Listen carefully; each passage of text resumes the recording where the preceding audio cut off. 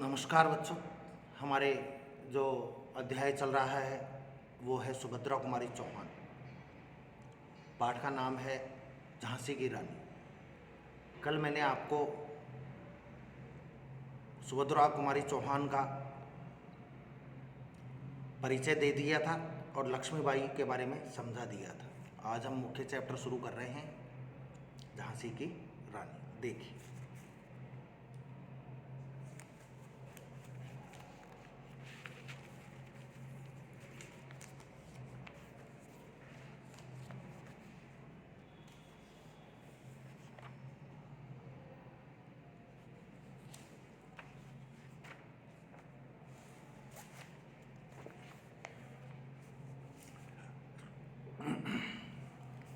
झांसी की रानी थोड़ा सा और बता दूं।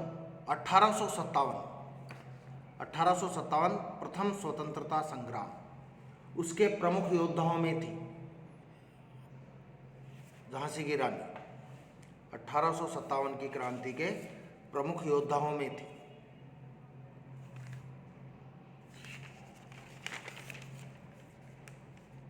और 29 वर्ष की उम्र में अंग्रेज सेना से युद्ध किया।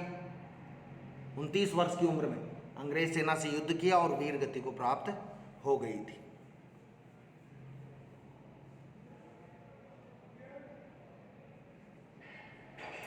इसके अलावा सबसे बड़ी बात,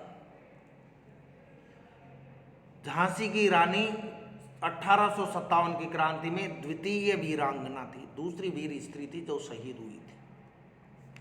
ठीक है, देखिए चैप्टर। सिंहासन हिल उठे राजवंशों ने भ्रकुटी तानी थी। सिंहासन हिल उठे राजवंशों ने भ्रकुटी तानी थी। बूढ़े भारत में भी आई फिर से नई जवानी थी।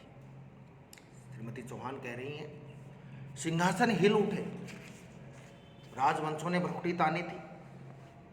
यानी कवयित्री कहते हैं कि अंग्रेजों को भगाकर देश को आज़ाद करने के प्रयास सन 1857 में सिपाही विद्रोह के रूप में शुरू होकर व्यापक हो गया। पहले सिपाहियों ने विद्रोह किया था, क्योंकि जो भारत के सिपाही अंग्रेज़ों की सेना में थे उन्होंने कारतूस बनाए थे जो गाय की चर्बी से थे, और वो कारतूस मुंह से फाड़ने पड़ते थे और फिर बंदूक में लगाने पड़ते थे। तो गाय की चर्बी होने के कारण भारतीय सैनिकों ने मना कर दिया, सिपाहियों ने विद्रोह कर दिया, मना कर दिया कि हम बंदूक नहीं चलाएंगे, मुँह से वो कारतूस नहीं फाड़ेंगे। तो वो सिपाही विद्रोह से शुरू हुआ और वो व्यापक हो गया, पूरे देश में फैल गया और सिंहासन हिल उठे। राजवंशों ने भ्रकुटी तानी थी। राजवंशों ने, देसी राजाओं ने अंग्रेजों के विरुद्ध भ्रकुटी तान ली, नाराज हो गए, बगावत कर दी। और जब देसी राजाओं ने अंग्रेजों के खिलाफ बगावत की, भ्रकुटी तानी, क्रोधित होकर बगावत की, तो सिंहासन हिल उठे। तो अंग्रेजों का सिंहासन हिल गया, कांप गया कि यार देसी राजा विरोध करने लग गए, यदि ऐसा ही चलता रहा तो देश भारत छोड़कर जाना पड़ेगा। समझ में आ गई पहली लाइन। सिंहासन हिल उठे, राजवंशों ने भ्रकुटी तानी थी। जो भारत के राजवंश थे, जो देसी राजा थे, अनेक देसी राजाओं ने अंग्रेजों के विरुद्ध बगावत कर दी थी। और जब अंग्रेजों के विरुद्ध अनेक देसी राजाओं ने बगावत की तो परिणाम स्वरूप अंग्रेजों का सिंहासन डोल उठा। तब ऐसा लग रहा था, बूढ़े भारत में भी आई फिर से नई जवानी थी। बूढ़े भारत में भी 1857 की क्रांति को देखकर लग रहा था एक नई जवानी आ गई। बूढ़ा भारत कहा गया है क्योंकि हमको गुलामी सहन करते करते बहुत लंबा समय हो गया था। गुलामी सहन करते हुए हमारे देश पर अंग्रेज़ों का शासन रहा, उससे पहले मुग़लों का शासन रहा, मुसलमानों से पहले, मुग़ल मुसलमान एक ही हैं, मुसलमानों से पहले डच, शक, हूण, फ्रांसीसी, इनका शासन रहा, पठान, इनका शासन रहा। मतलब गुलामी सहन करते हुए लंबा समय हो गया था हमको। इसलिए लिखा है बूढ़े भारत में भी आई फिर से नई जवानी थी। जब वो 57 की क्रांति की चर्चा चलने लगी, देसी राजा अंग्रेजों के विरुद्ध खड़े हुए, तो ऐसा लग रहा है कि बूढ़े भारत में भी नई जवानी आ गई, वापस भारत जवान हो गया। उसे देखकर ऐसा प्रतीत हो रहा था, लगता था जैसे बूढ़े भारत में जवानी का जोश आ गया हो। गुमी हुई आज़ादी की कीमत सबने पहचानी थी। अब पता चल रहा था गुमी हुई आज़ादी की कीमत, खोई हुई आज़ादी की कीमत सबने पहचान ली थी। यानी जनता ने तब अपनी गई हुई आज़ादी को मैं तो फिर से अनुभव किया था कि यार आज़ादी तो चाहिए। तब सबने मन में ठान ली कि हमारे देश में शासन कर हमें गुलाम बनाया रखने वाले अंग्रेज़ों को भारत से दूर भागना होगा। दूर फिरंगी को करने की, फिरंगी अंग्रेज़ों को दूर करने की, भारत से भगाने की सबने मन में ठानी थी। सबने अपने मन में ठान लिया था कि अब चाहे कुछ भी हो, गुलामी सहन करते हुए बहुत लंबा समय हो गया और अब तो फिरंगियों को, अंग्रेज़ों को देश से दूर भगाना है, भारत से भगाना है इनको। चमक उठी सन 57 में, वह तलवार पुरानी थी। सन 1857। कवयित्री कहते हैं कि सन 57 के विद्रोह के बारे में हमने बुंदेलखंड के हरबोलों द्वारा गाए जाने वाले गीतों में सुना था। बुंदेलखंड में हरबोले होते हैं, वहाँ के जो लोग होते हैं उनके द्वारा गाए जाने वाले गीतों में सुना था। क्या सुना था? हरबोलों के, बुंदेलखंड के जो हरबोले हैं उनके मुंह से सुना था। हमने सुनी कहानी थी, क्या? खूब लड़ी मर्दानी, वह तो झांसी वाली रानी थी। कि साहब वह देसी राजाओं की तरह गीतों में सुना था। बुंदेलखंड के रहने वाले जो हरबोले लोग हैं उनके मुंह से सुना था। क्या सुना था? कि झांसी की रानी लक्ष्मीबाई ने भी 1857 की क्रांति में युद्ध में भाग लिया। खूब लड़ी मर्दानी, अरे वह तो खूब लड़ी मर्दानी, मर्दों की तरह लड़ी, पुरुषों की तरह, पुरुषों से भी ज्यादा वीरता से लड़ी। कौन? झांसी वाली रानी थी, वह झांसी की रानी थी। कौन थी बच्चों झांसी की रानी? लक्ष्मीबाई। समझ में आ गया है क्या? तो रिप्लाई कर देना मेरे को वीडियो देखने के बाद। देखो आगे, कानपुर के नाना की मुंह बोली बहन छबीली थी, वो झांसी की रानी। कानपुर के रहने वाले नाना जो थे, नाना फडणवीस, पूरा नाम था इनका नाना फडणवीस, उनकी मुंह बोली बहन थी। उनकी लक्ष्मीबाई की वीरता को देखकर उसको अपनी बहन बना लिया था नाना फडणवीस ने। कानपुर के नाना की मुंह बोली बहन छबीली थी और उसको छबीली नाम से पुकारते थे। कल मैंने बताया नहीं, ध्यान रखना। लक्ष्मीबाई जो थी, इनका मूल नाम था मणिकर्णिका।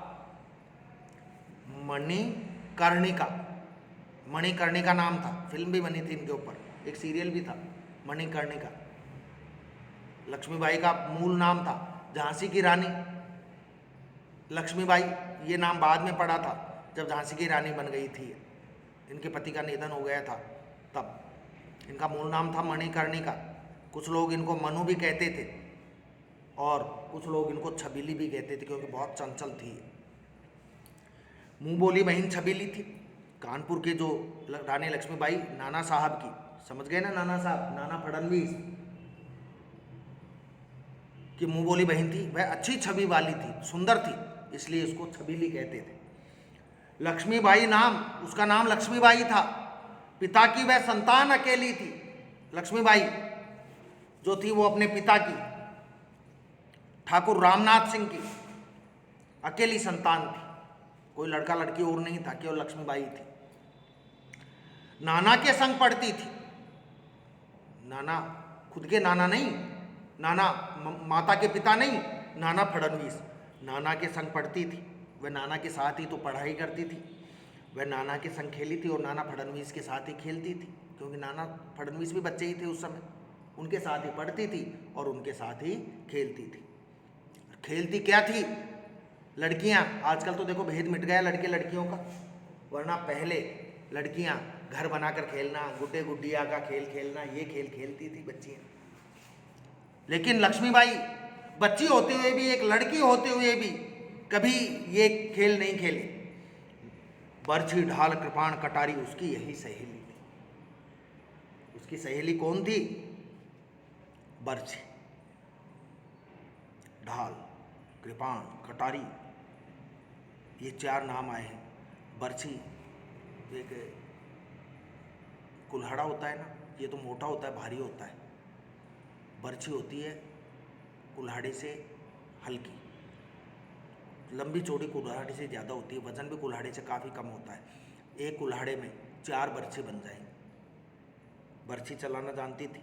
ढाल अपने बचाव का एक हथियार होता है, ढाल चलाना जानती थी, कृपाण, तलवार और कटारी, छोटी तलवार जो ब्याह शादी में गले में डालता है ना, दूल्हा गले में डाल कर रखता है वो। तो 4 चीज़ें हो गई, बरछी, ढाल, कृपाण और कटार।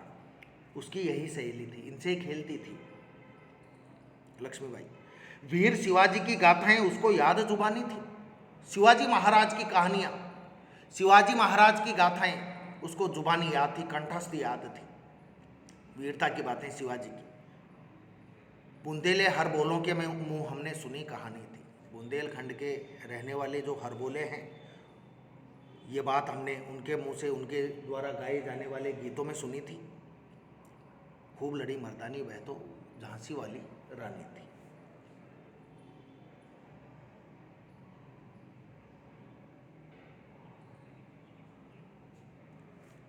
दो चरण हो गए।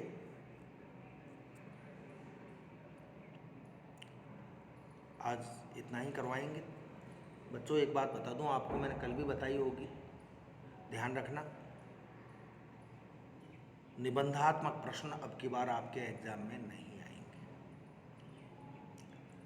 निबंधात्मक की जगह बड़े क्वेश्चन आते हैं, जो ऑब्जेक्टिव क्वेश्चन आएंगे आपके।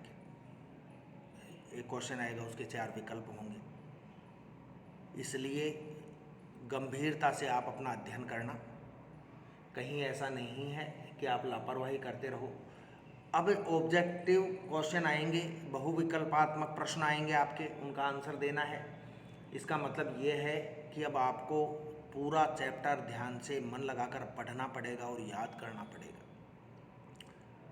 ये भी पक्का है आपकी एग्ज़ाम होगी होगी होगी, 100% होगी।